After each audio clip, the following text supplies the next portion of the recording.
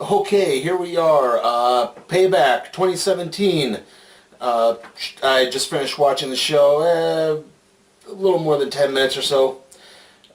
Anyway, kind of getting right to the action. Our first match is the kickoff show match. Enzo and Cass versus the Club, or Gallows and Anderson, or I guess the Club, whatever. Anyway, Enzo and Carl Anderson started things off. Enzo jumped Anderson and wound up kicking him really hard in the ribs at one point. Gallows blind tagged in and hit an armbar DDT on Enzo. Enzo countered a power slam into a DDT. And Enzo tried to go for a tag to Cass. Anderson got into the ring, stopped the tag just before Enzo could get to Cass. Excuse me. After that, Enzo went for another tag, but this time Gallows pulled Cass off of the ring apron. Eventually, Cass got the hot tag, hit two corner splashes on Gallows.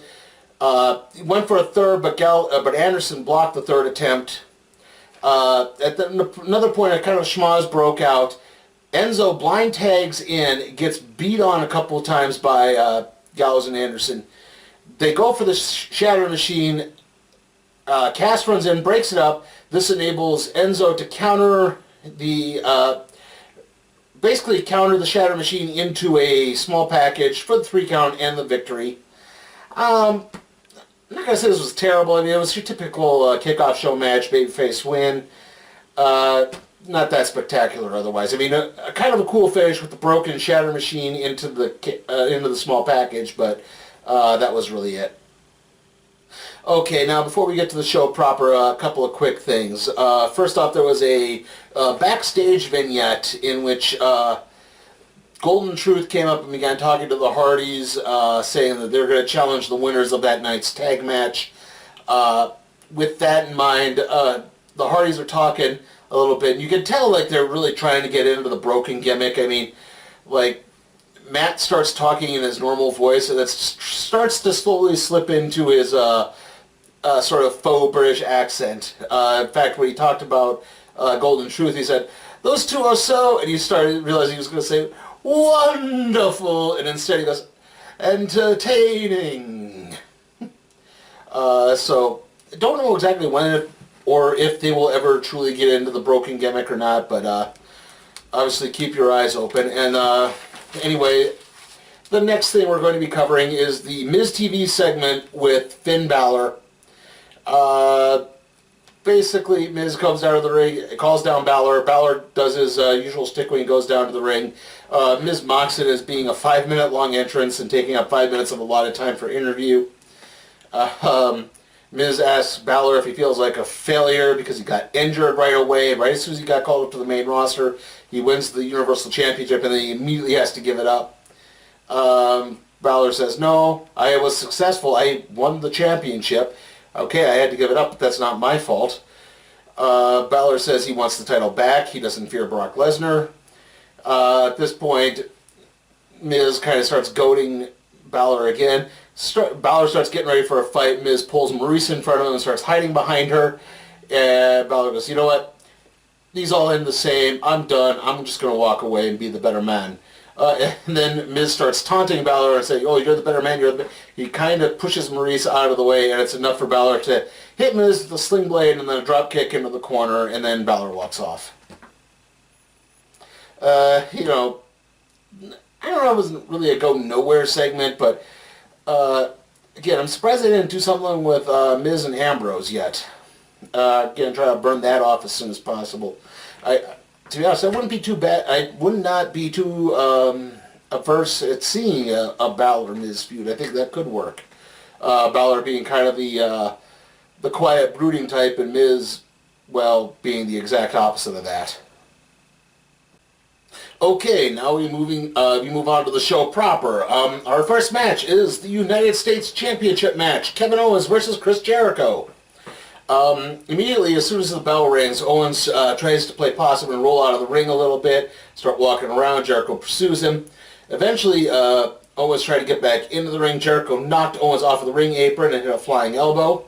Jericho hits the Bulldog, goes for the Lion Salt, but Owens rolls away before the move can be performed. Jericho goes for his triangle drop kick, but Owens counters that and then hits a cannonball onto the ring barricade. Owens clotheslines Jericho and then stomps on the back of his neck in a sort of cheap shot way, like that. Jericho hits a step-up enziguri for a 2 count. Owens countered a lion salt and then followed it up with another cannonball. Owens goes for the pop-up powerbomb. Jericho counters that into a Hurricane Rana and then into the walls of Jericho. But once more in shades of WrestleMania, Owens just manages to reach out and get a finger on the rope to cause the rope break. So Jericho snaps. He starts stomping on Owens' finger. They fight outside the ring. He then takes Owens' hand, sandwiches it in between the ring steps and the ring, and just stamps on it that way. They get back into the ring. Jericho locks on the walls of Jericho a second time. Owens cannot fully extend his finger this time to reach the ropes, and so he winds up tapping out. Chris Jericho is once again the United States champion, and now he's moving to SmackDown. Now, given that he's moving to SmackDown, I'm guessing that means, because I believe AJ Styles is getting a title shot on SmackDown on Tuesday, that AJ Styles is probably going to win the United States Championship, and then Owens and Styles will face each other at Backlash. Especially since Jericho's supposed to be taking time off here. So it's one of those, why would you give him the title then? It just doesn't make any sense. I mean, the match itself was okay. I would probably say it was actually better than the WrestleMania match, but other than that, yeah, the ending just didn't make any sense. Alright, our next match is the Cruiserweight Championship match, Neville versus Austin Aries. Right off the bat, Aries opens up with a lot of offense. He hits a bunch of really big arm drag takedowns. He counters an arm wrench into a fireman's carry. He countered a head scissors into a drop kick. Aries hit a bionic elbow over the top rope and then got Neville to the outside of the ring and followed it up with a suicide plancha. Aries then tried to go for a 450, but Neville got up and hit a drop kick into the top rope, causing Aries to crotch himself on the corner turnbuckle. Excuse me. Let's see. Neville hit a missile dropkick and got a 2 count. Neville started playing to the crowd. That enabled Aries to get up and hit a dropkick and sending Neville out of the ring. Aries came back with a lot more offense, hit a gutbuster and then an STO combo. Aries hit a neck breaker in between the ropes. Aries then tried to go for the last chancery, but Neville basically realized he wasn't going to get to the ropes. And Neville reached out, grabbed the official, pulled him over, and that caused for a DQ. So Aries wins, but Neville retains. Not as good a match as WrestleMania. This would kind of be an inverse of that. I'm surprised they didn't finally pull the trigger and put the belt on Aries. I guess they want to see Neville carry it for a bit more. I mean, Neville's a good champion, so I'm not too upset about that. But again, also in the weeks building up to this, they've been teasing that T.J. Perkins is going to become Neville's underling, but T.J. Perkins wasn't involved in this at all. So yeah, this whole thing really didn't make a lot of sense. Okay, our next match is the Raw Tag Team Championship match. The Hardy Boys versus Sheamus and Cesaro. Matt Hardy and Cesaro started things off. Eventually Jeff tagged in and the Hardys did a bunch of double team moves on Cesaro and hit the Poetry of Motion. Then Sheamus tagged in and he and Cesaro began to isolate Matt with just rapid tags and beating on Matt. Sheamus countered an arm wrench and tossed Jeff out of the ring. Sheamus kicked Jeff in the head. This is the moment that probably everyone's talking about. Sheamus kicked Jeff in the head and knocked out Jeff's tooth. I thought first maybe he chipped it, but I think, and Jeff's tooth didn't go flying out of his mouth. So I think what happened is he swallowed it. I don't know entirely, but yeah, Jeff's tooth was, they actually said, wow, I think Jeff may have lost a tooth. And then I looked at it, I think he may actually have lost a tooth. Along the way too, Matt Hardy got cut open. He was bleeding quite a bit from around his eye. Anyway, Matt tagged back in, hit a side effect on Cesaro for a 2 count. Cesaro did the big swing and then put Matt in the sharpshooter, but Jeff intervened before anything could happen. Jeff blind tagged in again, and Sheamus and Matt were then fighting. Sheamus hit a top rope white noise, went for a cover, only got a 2 count. Jeff intervened again. Jeff sort of blind tagged in at this point. Sheamus hit, I think it was a power slam, or no, it was a DDT onto Matt, and Matt was not the legal guy, so the pin wasn't counted. Jeff hits a swanton onto Sheamus, onto Matt, for the 3 count and the victory. The Hardys retain. Afterwards, first, the Hardys and Sheamus and Cesaro shake hands as a sign of respect. Sheamus and Cesaro leave the ring. The Hardys kind of celebrate a bit more, and then Sheamus and Cesaro come in and attack the Hardys, effectively turning heel. No real shock here. I think they were kind of building to it. The goofy babyface tag team that Sheamus and Cesaro had become was getting a little stale. I think it was a good match. I mean, probably I would say maybe match of the night. We'll get to match of the other candidates when we get to them, but yeah, probably this was a really darn good match, and I look forward to seeing more from them, especially now with a clear-cut heel into the clear-cut heel angle onto this. Like I said, don't know if this attack will prompt the broken gimmick.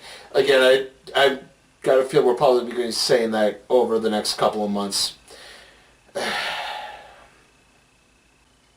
All right, our next match is the Raw Women's Championship match, Bayley versus Alexa Bliss.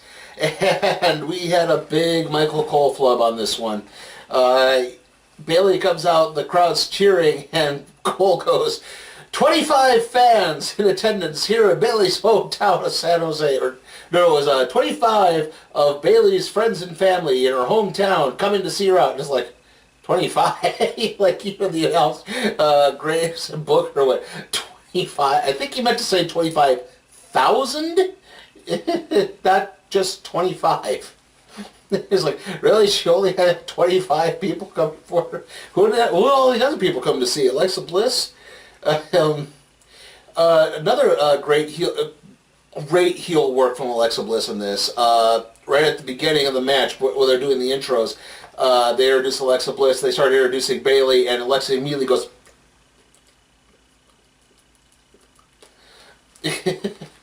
and okay, so opening up to the match proper, Bayley hit a big body slam to start things off. Bayley hit a drop kick through the bottom rope. Alexa came back and hit a big forearm onto Bayley, who was going for a running kick at the time. Alexa then stood on Bayley's hair, pulled her arms, did the standing on the hair, pulling the arms up, and as the ref's doing the 5 count, Alexa's going 1, 2, 3, 4, and then she lets go. Again, like I said, great heel work.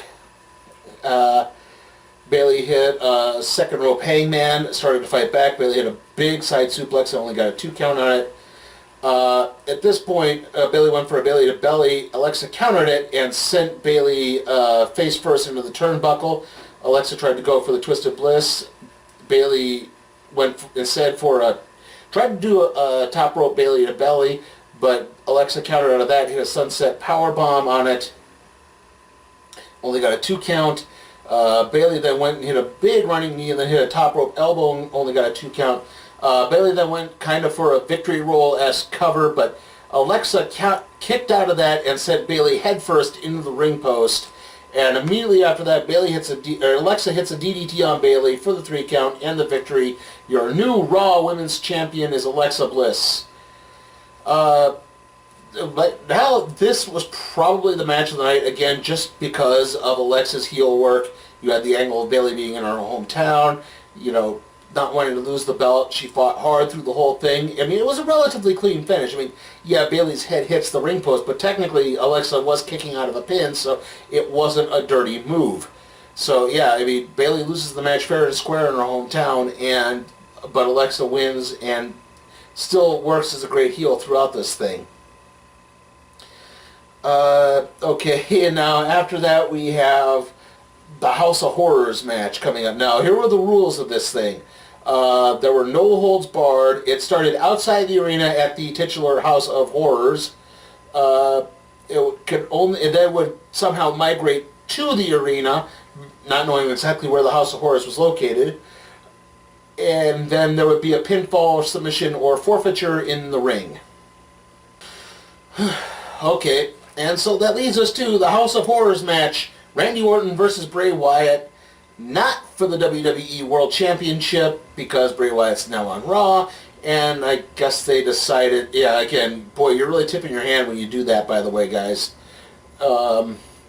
Anyway, Orton arrives in a limo at the said House of Horrors, which looks similar to the Wyatt home that he had burned down earlier. He starts kind of looking around. He sees Bray through a window. Orton kicks down the door, and immediately Wyatt jumps him. Orton starts to fight back, but then Wyatt just vanishes. Orton starts walking through the house. He enters this one room where all these baby dolls are suspended from the ceiling. Wyatt jumps him again. Wyatt hits Orton with a bassinet in the room. The two begin to brawl into the kitchen, which was a suspicion, which they were trying to do like the old rundown dingy house feel, but both the fridge and the oven looked surprisingly modern. I wish I had taken a picture of that, but I guess I kind of forgot to do that. Anyway, and the whole thing climaxes with Orton being knocked down to the ground, and then Wyatt grabbing the fridge and tilting it down onto Orton. Wyatt then looks, mocks the house, leaves, mocks Randy one bit, gets in the limousine and heads off to the arena. At this point, the match stopped. We don't know what was going to happen after that. Or it's a to be continued, to be more precise. Okay, and so again, House of Horrors match not exactly finished, but they did go into the 7th match, Seth Rollins versus Samoa Joe. Early on, the two just brawled for a while outside the ring. Joe tossed Rollins over the ring barricade. Rollins came back, hit a kind of a dive over the ring barricade onto Joe. Rollins had followed that up with 2 suicide dives onto Joe. Joe hit a dragon screw on Rollins' injured knee through the ring ropes. Joe hit a rolling heel kick to Rollins' bad knee. Joe hit a senton on Rollins' bad knee. The whole time, Joe basically just targeted the knee. He did a knee bar, he followed it up with a half crab, and then did a cloverleaf. Rollins started to fight back. He hit a big super kick. He then hit Falcon Arrow and a frog splash, only got a 2 count. Joe then got back again. Immediately locks on the coquina clutch. Rollins starts to kind of fight out of it, but Joe manages to lock on again, even tighter. He starts to kind of go to the ground with Rollins, but Rollins managed to take it, just counter it enough into a fireman's carry and then into a pinning predicament for the 3 count and the win. Rollins gets his victory over Joe. Yeah, I was surprised. I thought they would put Joe over here and continue the feud into Extreme Rules where they could have a stipulation or something. Maybe they'll still do that. I don't know. I did wonder what they would do if Rollins were to win there. First going into it, they did try to set up the Bret Hart sleeper hold finish, where Bret springs his arm, where the guy springs his legs off the turnbuckle, countering it into a pin predicament. Excuse me. But instead, they did the fireman's carry move, and it looked pretty cool. I mean, Rollins isn't going to be using the pedigree anymore as a finisher, and I know he's got the new one that that was Kenny Omega's finisher in New Japan, but I don't know what that finisher's called off the top of my head. This was an alright match. Like I said, it did plot in a few spots. Okay, and it's this point that the House of Horrors match between Bray Wyatt and Randy Orton resumed. Wyatt arrived in the arena. He started to head down to the ring. He did his entrance with the lantern, and the lights were out. He blows the lantern out, the lights come up, and Randy Orton is standing in the ring with a steel chair. And they're like, where did Randy Orton come from? And I think this is where they had made a bit of a mistake. I would have had Orton be the limo driver and then jump Wyatt soon after they arrived at the arena. I think that would have worked a little bit better. Again, obviously, the whole stuff at the house was pre-taped way before. It just kind of looked really clunky from that transition. Anyway, Orton hits Wyatt with a chair. Orton hit a Hangman's DDT off the announce table. Orton had started to go for an RKO, but then he got jumped by the Singh brothers and then by Jinder Mahal, who hit him with the belt. Wyatt then hit the Sister Abigail for the 3 count. Bray Wyatt wins. Like I said, kind of tipped off when they made it a non-title match. And then they had the number 1 contenders match, and Jinder Mahal stole the belt. Don't really mind the idea of Jinder Mahal. I mean, that's the one thing you have to applaud with SmackDown. When they said they were starting a new direction, they are actually going in a new direction. I mean, Jinder Mahal was a guy who got kind of a joke match at the Fastlane pay-per-view and then had a feud with Rob Gronkowski at WrestleMania. So, yeah, again, and now they're pushing him as World Championship. Now, granted, that might not seem as convincing, but, again, it is something new. Like, they are trying to make him be serious, come across as a serious threat, at least. And again, it's new, it's different. I at least want to applaud that they are trying to do something new and different. As for the House of Horrors match, now that it is concluded, like I said, the problem is, too, the pre-tape stuff and the whole getting in the car and going to the arena. I'm not really a huge fan of that. I always think it comes across looking really, really goofy. To me, I would rather have something like, say, the Boiler Room Brawl, especially the first one from SummerSlam 96, where, yeah, he comes out of the ring, where they have everything set up and TVs are around the arena or whatever, and then they come out to and they come down to the ring, again, where it doesn't look so, like I said, goofy and contrived. All right, and now to our main event. Roman Reigns versus Braun Strowman. Reigns comes out and he's all bandaged up. They're selling the shoulder and the ribs injuries from the Strowman jumping him and slamming him on a stretcher and slamming that recording equipment into him and then flipping over the ambulance. Immediately Reigns takes the offense of Strowman and starts throwing punches against him, but Strowman eventually comes back. Reigns went for a drive-by kick, but Strowman grabbed him and tossed him immediately into the ring barricade. Strowman then chokeslammed Reigns onto one of the announce tables. Strowman tossed Reigns into the ring post. Strowman put Reigns in a big bear hug. Reigns began to fight back. He hit the one-arm Samoan drop for a 2 count. He then hit a drive-by drop kick. He then took Braun Strowman and whipped him into the ring post once. Strowman tried to do another move. Reigns countered that and pushed Strowman into the ring post. They got back into the ring. Strowman barely beats the 10 count. Reigns then hits a big spear for a 2 count. Strowman then countered a spear into a running power slam and got a 2 count. Reigns was going for the crisscross spear that he used to defeat The Undertaker. Reigns hit a couple Superman punches, but eventually Strowman hit a second running power slam for the 3 count and the victory. Braun Strowman wins. Afterwards, Strowman grabbed the stairs and started pounding Reigns with it. Pounded Reigns' shoulder, he picked Reigns up and dropped him face first on the ring steps. And he took the ring steps again and drove him into Reigns' abdomen. Reigns started coughing up blood in the ring. And that's how the show ended. Obviously, they're going to wind up continuing this into Extreme Rules. First, I thought it was going to be a last man standing match, but I wouldn't be surprised if they did a stairs match or something to that effect now. I would personally hope for a last man standing match. I think that would work a little bit better. As for this match itself, well, this was not as entertaining as their competition is at Fastlane. Not as many high spots in this. Still fairly entertaining match. Wouldn't quite put it into the match of the night category. To me, the women's championship match was the match of the night, followed by the tag team championship match. This would be kind of a close third, but, I mean, this wasn't a bad match overall. It was all right. And to the show overall, well, like I said, I'm also going to have a bit of a problem with sort of the layout of the show. I don't really like the 3 consecutive title matches and then 3 consecutive non-title matches. I kind of like it more when it's interspersed. I mean, I know NXT does it with the consecutive title matches, but their shows are a lot more streamlined.